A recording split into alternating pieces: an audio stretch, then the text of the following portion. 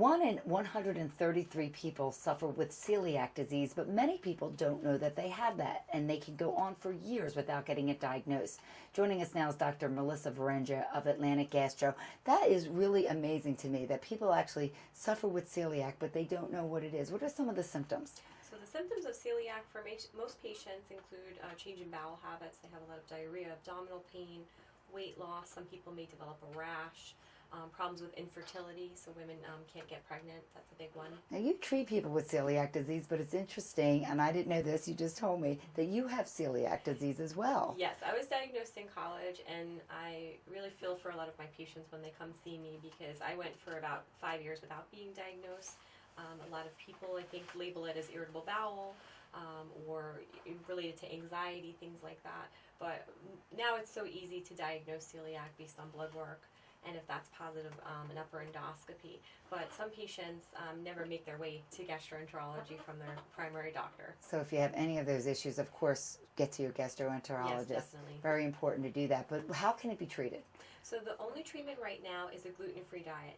And after you're diagnosed, it can seem very overwhelming. We have a lot of information on our website. We have a local dietitian in the area that we work with too.